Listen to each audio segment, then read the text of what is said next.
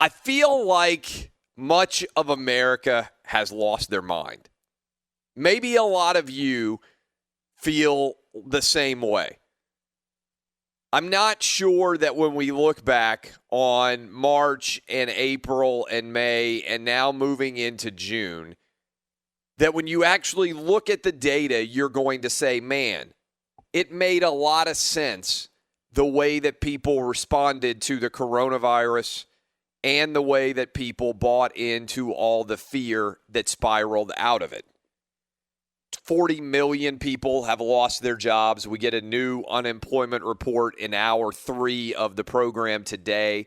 I hope that unemployment report is showing finally some signs of things not being completely an unmitigated disaster.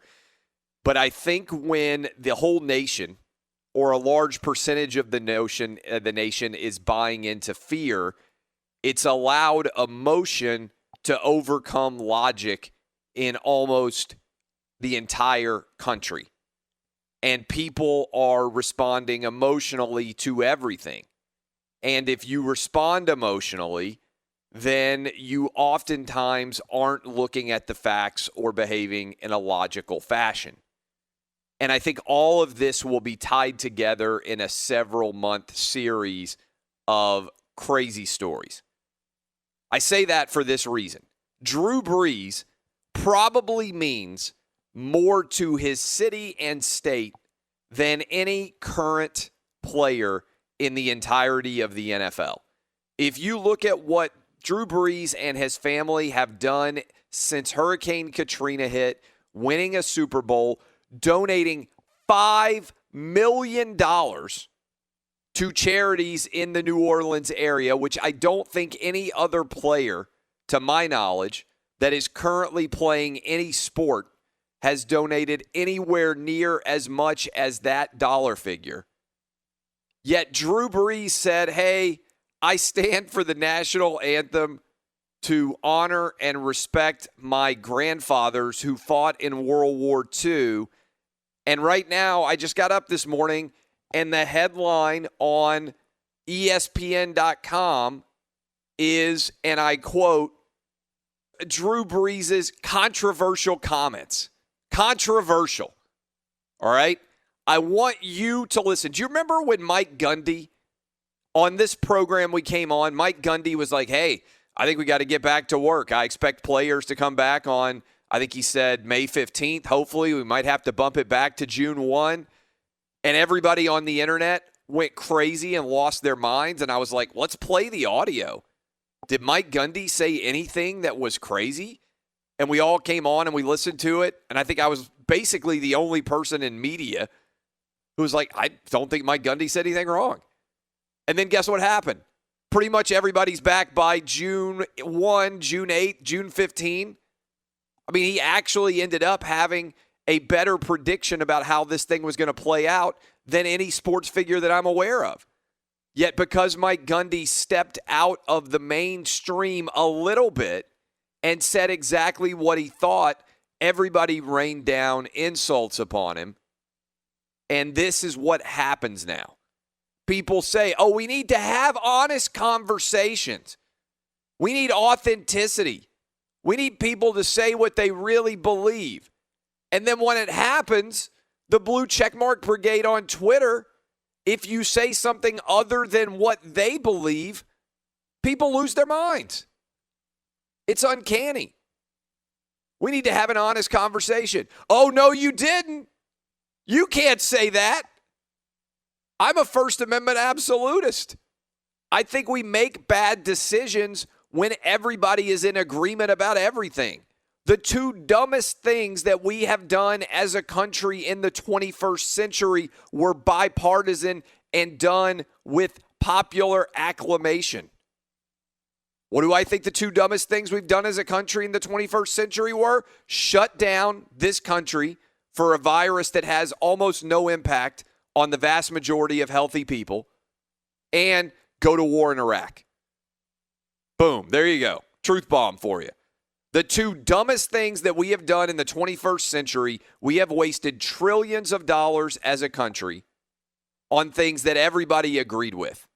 Conflict is good. People disagreeing is good because it means that you're getting all sides of every argument out there, and it means that you're trying to avoid shouting people down. When you have everybody agreeing on everything, what it means oftentimes is you have stifled dissent. Dictatorships have quote-unquote agreement. When Saddam Hussein was the leader of Iraq, he got 99.9% of all the votes for president. Kim Jong-un, right now in North Korea, gets every vote of popular praise if you ask a North Korean walking around and you want to do an interview. That's because if you say something bad about Kim Jong-un in North Korea, the Korean state police comes and grabs you and puts you in jail, and you're never seen again. And oh, by the way, they may also come and grab and take your family and put them in jail too. And jail may be fortunate because they also might just kill you. Totalitarianism leads to agreement. Democracy should be dirty at times. They should be ugly at times. They should be contentious always. Conflict is good. But we got to stop branding things that aren't remotely controversial. So if you haven't heard, here is what Drew Brees said yesterday that set the world on fire in the world of sports. Everyone is looking back now at Kaepernick's protests from a few years ago, and obviously they were always about police brutality, and now it's coming back to the fore, and a lot of people expect that we will see players kneeling again if and when the NFL season starts. I'm curious how you think the NFL will and should respond to that, and of course, you're such a leader in the league. What is your responsibility as a leader in times like this for the rest of your teammates and players in the league? I will never agree with anybody disrespecting the flag of the United States of America or our country. Let me just tell you what I see or what I feel when the national anthem is played and when I look at the flag of the United States. I envision my two grandfathers who fought for this country during World War II, one in the Army and one in the Marine Corps, both risking their lives to protect our country and to try to make our country and this world a better place. So every time I stand with my hand over my heart, looking at that flag and singing the national anthem, that's what I think about. And in many cases, it brings me to tears, thinking about all that has been sacrificed, not just those in the military, but for that matter, those throughout the civil rights movements of the 60s, and everyone and all that has been endured by so many people up until this point. And is everything right with our country right now? No, it's not. We still have a long way to go. But I think what you do by standing there and showing respect to the flag with your hand over your heart is it shows unity. It shows that we are all in this together. We can all do better, and that we are all part of the solution. I think that's almost perfect. I mean, this is what Drew Brees just said is right now being labeled controversial. He wasn't reading that off a script. He didn't have a teleprompter. He was responding to a question as a part of an interview with Yahoo. I read the quote. I hadn't even heard the audio.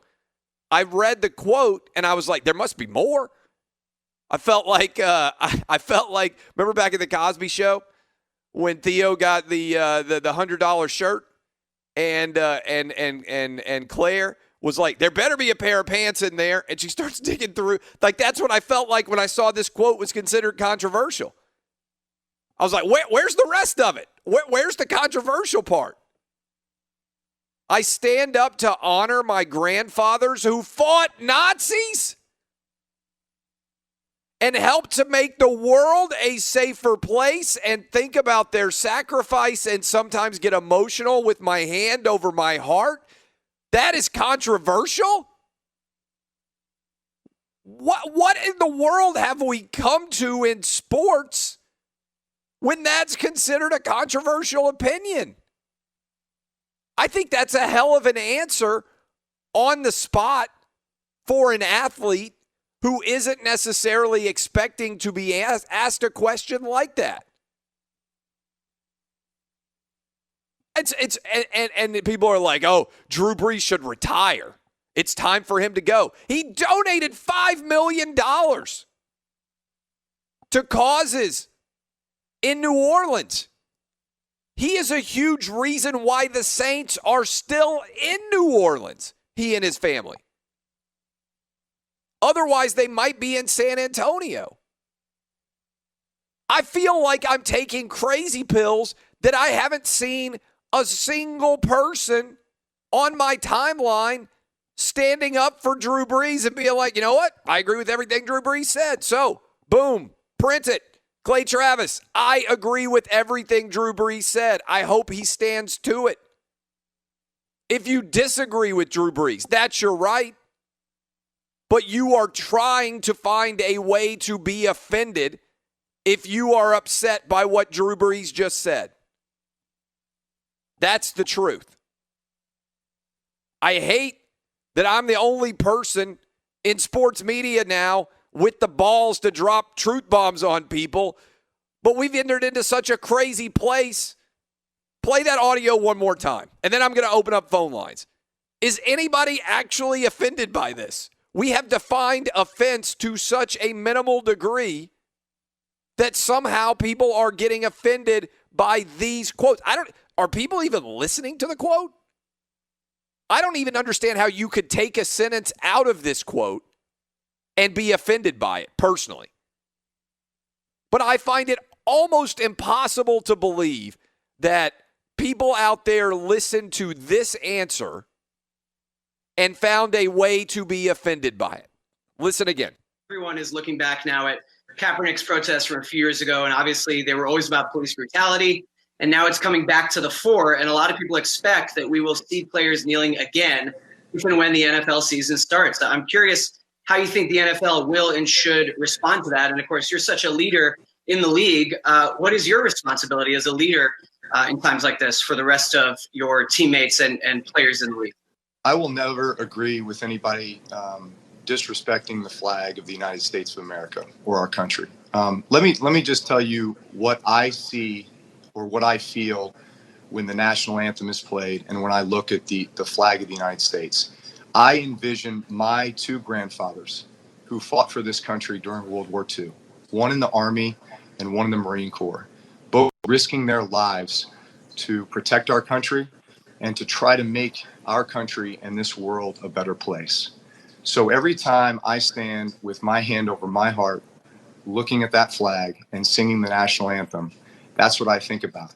And in many cases, it brings me to tears, thinking about all that has been sacrificed, not just those in the military, but for that matter, those throughout the civil rights movements of the 60s, and everyone and all that has been endured by so many people up until this point. And is everything right with our country right now? No, it's not. We still have a long way to go. But I think what you do by standing there and showing respect to the flag with your hand over your heart is it shows unity. It shows that we are all in this together. We can all do better, and that we are all part of the solution. I hope Drew Brees doesn't apologize because I think he nailed it. I think that is almost a perfect response, giving his exact opinion of why he is standing for the national anthem with his hand over his heart. And I can't believe this is considered controversial. Lead story on ESPN right now. Drew Brees, the fallout from his controversial comments. You just heard everything that Drew Brees said. Is that remotely controversial? Well, so much for this. Drew Brees has now apologized. This is the problem with everything in America. We say we want honest conversations. Somebody gives an honest conversation, honest statement, and then they get criticized, and then they apologize. And this is like a bad cliche. Drew Brees on Instagram, he posted a white hand interlocked with a black hand. And then he said as follows. I'm reading. I haven't even read the full statement. I would like to apologize to my friends, teammates, the city of New Orleans, the black community, NFL community, and anyone I hurt with my comments yesterday. In speaking with some of you, it breaks my heart to know the pain I have caused. In an attempt to talk about respect, unity, and solidarity about the American flag and the national anthem, I made comments that were like he didn't actually do this, that were insensitive and completely missed the mark. This is just, I'm not even going to read the whole comments. Look, here is the deal. Say what you believe, and if some people disagree with what you believe in, so what? Everyone agreeing on everything is not real, and it also is not what should happen in a democracy. When you apologize for honest comments that you make that offend people, what you end up doing is leaving no one respecting you. Really, I'm going to be honest with you. I tell you what I think every day. If you disagree, more power to you. You can do whatever you would like to disagree with my comments every single day. But I'm never going to apologize for what I believe, period. Not to anyone. And the minute that you do apologize, you actually lead to more of this argument of there's only one right opinion, which is what scares me about the country these days. What happens is people are focused on the need for conversation, and what they mean is everybody needs to have the same opinion. Unanimity of opinion scares me far more than conflict of opinion. Unanimity of opinion is how we end up with totalitarianism. I said this in hour one, the two dumbest decisions that I believe have been made by our government in the 21st century were bipartisan decisions. Those two things, shutting down the country, which is continuing, is, I think, the dumbest decision that has been made by the United States government in my life. You can maybe argue we should have shut down for a couple of weeks for the coronavirus. Everything since then, I believe, is idiocy. There's no reason that California should be shut down still. There's no reason, if you look at the data, that Michigan or Pennsylvania or Minnesota or Illinois, no reason any of those states should be shut down. You can go to the casino in Vegas. You can go to the amusement park in Florida. Florida and Vegas have got it right. This virus is not a threat to most young, healthy people. The second dumbest decision was going to war in Iraq. We wasted trillions of dollars, tens of thousands of lives by making the wrong decisions in both cases, and that was bipartisan, and we shouted down anyone who disagreed. If you oppose the war in Iraq, and I did, I was just a kid back then. I was a law student, and I opposed. You talk to anybody I went to law school with, we debated all this stuff. I opposed the war in Iraq. If you opposed the war in Iraq, people said you weren't a patriot, you hated America. That was the argument against you. It's how Bill Maher ended up losing his television show. And similarly, if you opposed the lockdown, people were like, oh, you don't care about grandmas dying. Oh, you want everybody to die. No. I want us to be rational and reasonable, looking at all the facts and making calculated decisions. In neither of those situations did it ever make sense.